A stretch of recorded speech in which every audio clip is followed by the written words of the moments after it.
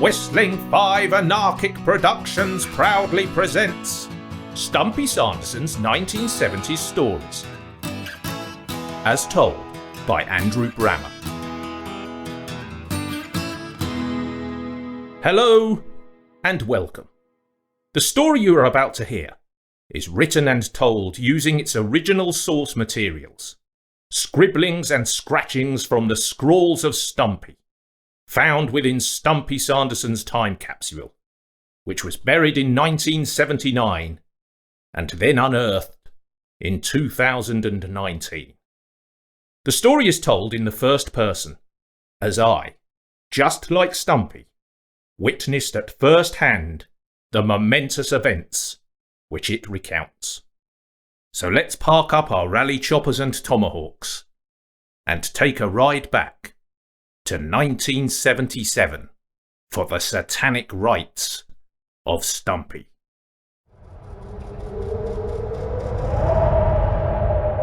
A tale to chill the blood. And it was all Stumpy's idea.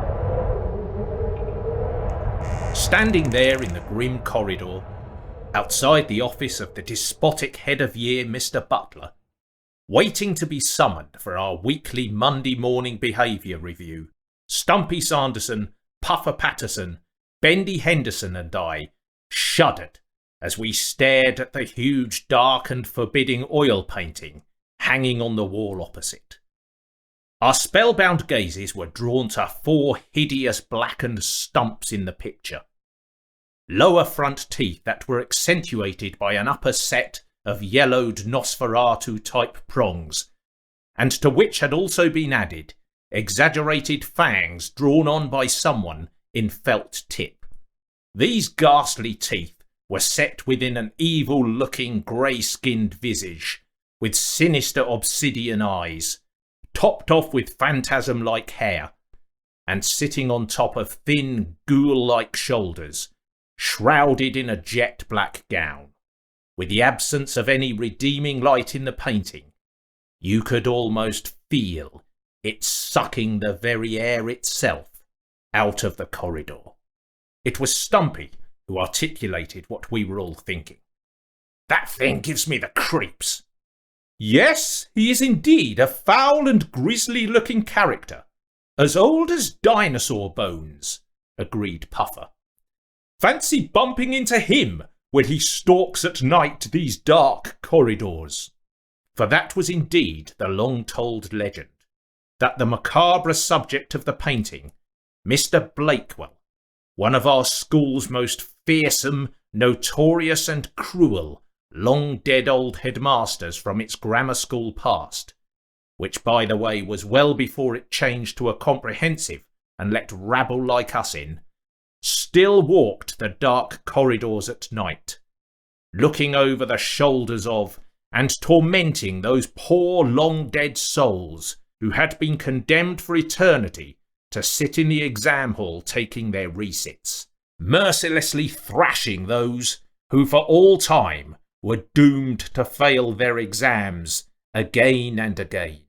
There were even rumours that the sarcophagus containing old Blakewell's bones was buried beneath C block, and that the skull which was in the display cabinet in the main science lab was actually the very skull of old Blakewell himself.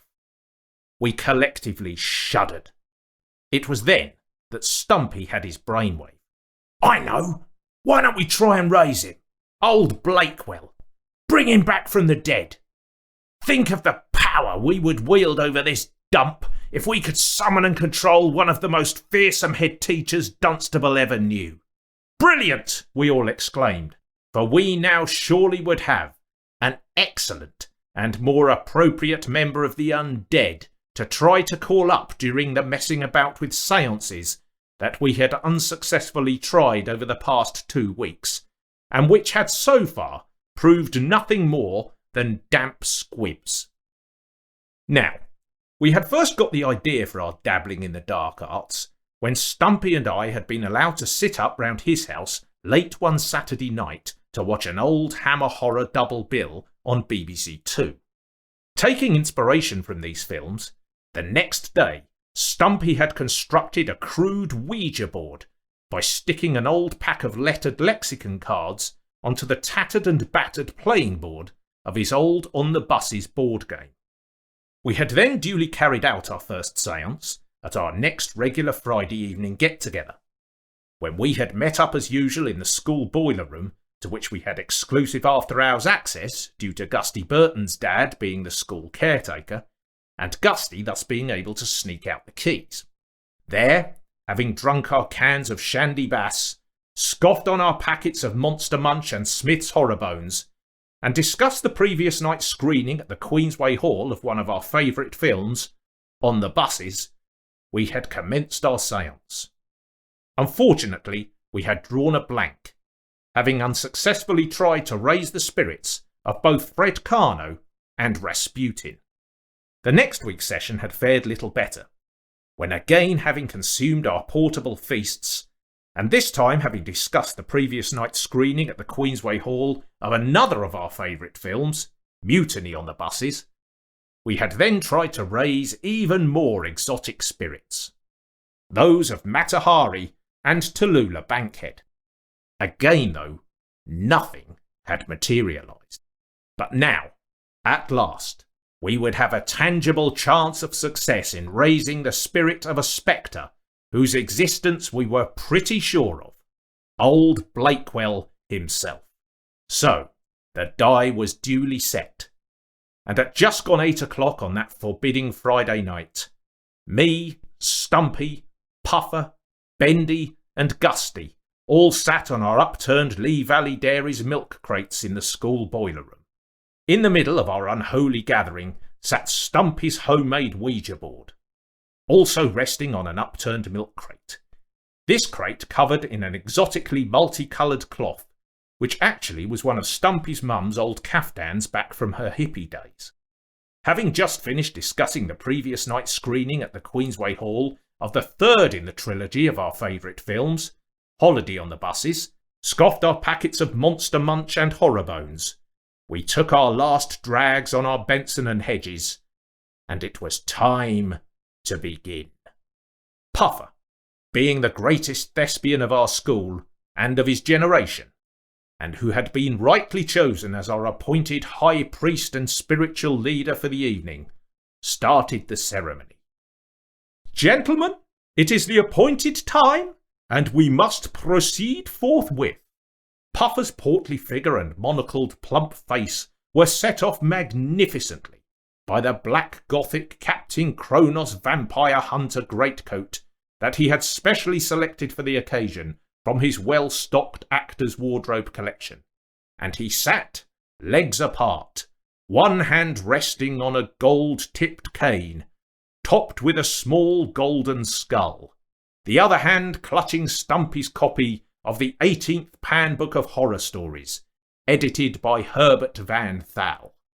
As we breathed in the aroma of Pagan Man aftershave, which he was wearing for the occasion, having splashed on a liberal amount from his dad's bottle, Puffer continued.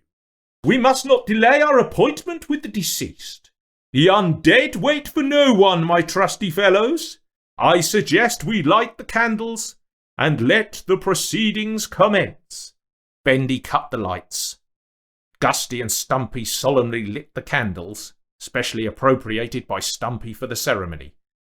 And with us all now looking at each other with a mixture of eager anticipation and just a hint of trepidation, we put our hands on the glass in the middle of the board and began our dabbling in the dark arts. Is anybody there? Is anybody there? In his best Duke de Richelieu voice, Puffer led our call to those beyond the grave. Mr. Blakewell, are you there? By the powers vested in me, I now summon you. Nothing. Try again, hissed Stumpy. Mr. Blakewell, Mr. Blakewell, O dark lord of this diabolical establishment, reveal yourself to us. Long seconds passed, and then as one we all heard it. An unmistakable light knocking sound. We sat, rooted, Stumpy's scrubbing brush hair now standing on end half an inch higher, and Gusty's ice cream cone hair visibly rising to resemble the coiffure of the Bride of Frankenstein. Thankfully, though, we soon realised that the sound we could hear was only Bendy's knobbly knees knocking together. Then, slowly and inexorably, we could all feel it. A slight tingling in our hands, and what could only be described as a sinister energy running through us, causing the glass to begin very deliberately to move. Was it our imaginations? Surely this couldn't be happening. But no, the glass was definitely moving. What malevolent force was at work here? Slowly, the glass began to move towards a J. But suddenly, it took a sideways slide, headed towards and then stopped at the B. With his masterful powers, Puffer continued. Mr. Blakewell, if that is you, speak to us. Give us another sign. Slowly, the glass moved back to the middle, and then, guided by our hands, which seemingly now were being directed by an eerie energy, it started to move again. Where was it heading now? Our gazes were transfixed on the again very slow progress of the glass as it now stopped at the L, then moved slowly back to the middle, and then out to the A. Now there could be no doubt. Then, at that very moment, as if possessed by some even more intense demonic life force, the glass rocketed back to the middle of the board before violently hurtling to K. Now there definitely was no doubt. We were indeed summoning the ghost of old Blakewell himself. The glass again moved at great speed back to the centre, then to the E, and as one we now realised that even though this is what we had wanted all along, terror and anticipation were filling us as we all wondered what form this fiend from hell we were unleashing would take. Continuing its manic progress, the glass now moved at great speed from the centre to where it had returned, towards the W, but then, at the last moment, it took a sideways move instead to Y, and stopped. At this very moment, the candles flickered wildly, and from outside we all heard a howling gust of wind, followed by a huge clap of thunder and crack of lightning, a devilish cacophony that seemed summoned up from the very bowels of Hades itself. After long moments, as we sat mentally exhausted in the half-light, it was Stumpy who hissed first. It stopped! And indeed, as one, we all had felt the force drain from the glass. Stumpy continued. B-L-A-K-E-Y. It spelled Blakey. We sat there, stunned, for we all realised that the only Blakey we knew was that great comic hero and bus inspector from our old beloved TV series and trilogy of favourite films on the buses. What could this mean? Had we somehow crossed into another dimension and summoned up the beloved character of a well-known British sitcom? But Blakey's only a fictional character, said Puffer. And also, he's not dead. As we sat digesting these startling observations, it was then, at this point, sitting there in the ghostly half-light, that we slowly began to notice something very odd about Bendy. Something spookily different about his demeanour. For his eyes had taken on a bewildering quality, and the fluff which sat above the top lip over his goofy teeth had taken on the definite and unmistakable appearance of a toothbrush moustache. And then, faintly at first, he emitted an unmistakable noise. And then again. Now, standing up from his milk crate and rising to his full pipe cleaner figure height, the resemblance uncanny to us all, he proclaimed with definite Blakey intonations, It's made my day, that has. It's really made my day.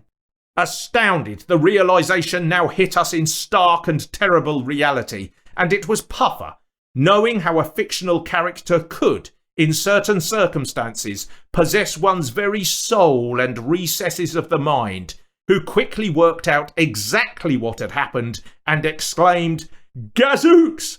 I do decidedly deduce and declare that Bendy has indeed been filled with the spirit of Blakey. With this stunning deduction, we now wrapped up our dark deeds and business as quickly as possible and duly abandoned proceedings. For we now wanted nothing more than to leave as soon as we could that boiler room which had taken on such a diabolical and sinister air.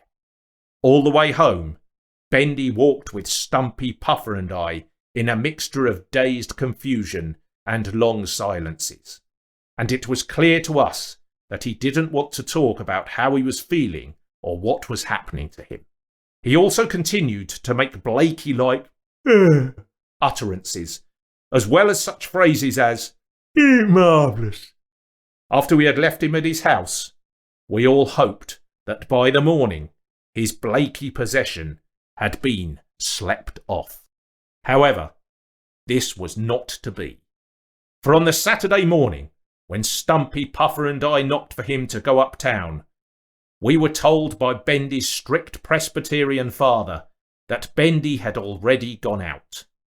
When we knocked for him again on the Sunday, we were told this time that Bendy wouldn't be coming out as he wasn't feeling himself.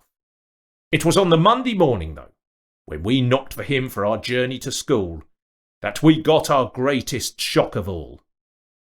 For when we saw Bendy, it was clear to us that his strange possession had taken even more extraordinary turns, and that he was now truly and totally channeling his inner Blakey. For he answered the door to us wearing a long dark mac, a bus conductor's hat, and carrying a clipboard. We later learned that these items had been bought by Bendy on the Saturday, when he had gone off and out without us, and had caught the number 61 bus to a neighbouring town, from where he duly obtained the mac and clipboard from Woolworths, and the inspector's cap from a fancy dress shop. As we looked dumbstruck at him, we could also see that Bendy's fluffed toothbrush moustache was now even more pronounced, and had been darkened with some of his mum's mascara. Even more startling, he was also now almost entirely speaking in Blakey speak, for which we also later learned he had received a clip round the ear from his strict Presbyterian father at that morning's breakfast table, and his Yes, and other Blakey mannerisms and behaviours had clearly increased at an alarming regularity.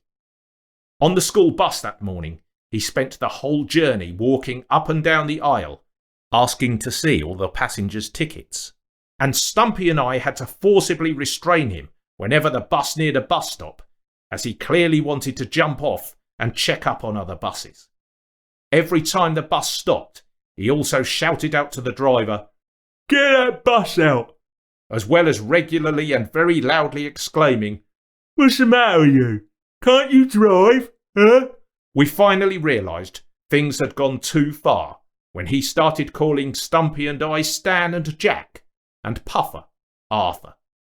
But as our school bus eventually turned up the long driveway to our Stalag camp, and thanks to the almost telepathic understanding that we all shared, an even more terrible realisation now began to dawn on Stumpy, Puffer and me, crystallised when Stumpy said, I suppose we'll be in for a rough ride with old Butler again.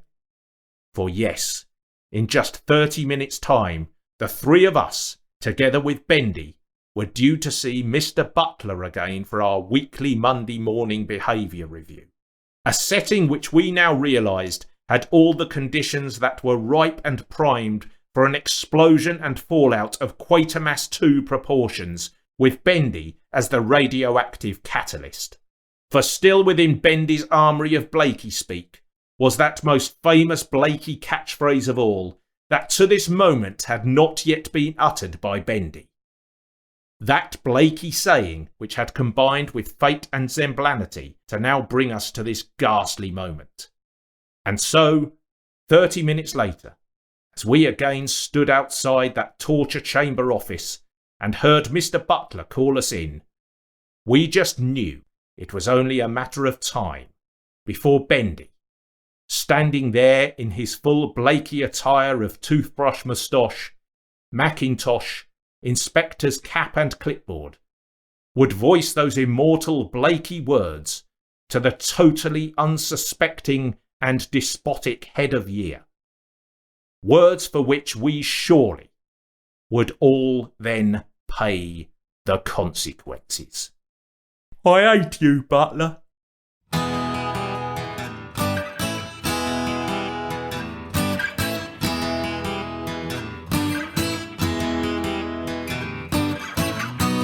Thank you for listening to this episode of Stumpy Sanderson's 1970s Stories.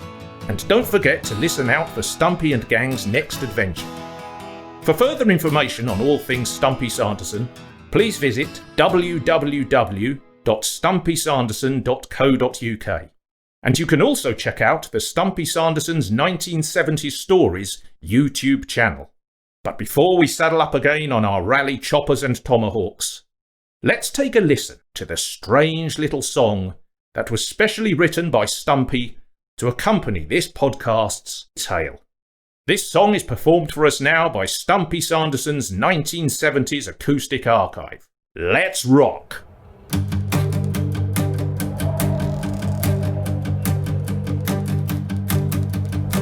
Stumpy's gonna make a ouija board. A ouija board. It's a little bit tattered and torn because it's all he could afford. Stumpy's ouija board. Stumpy's ouija board. Stumpy's ouija board. We're gonna mess with the dark arts, sinister and grim.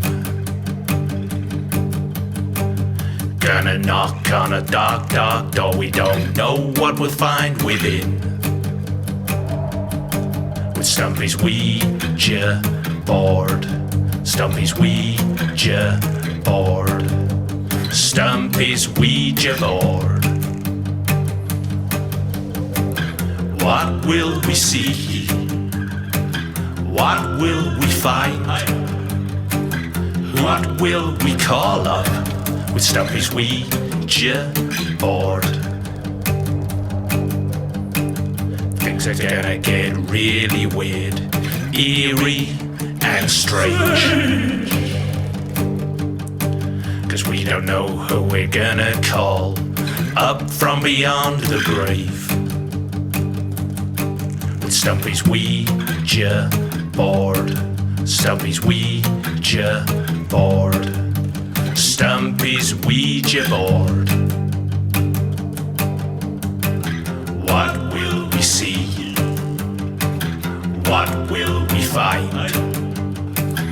What will we call up with Stumpy's ouija board? Stumpy's ouija board. Stumpy's ouija board.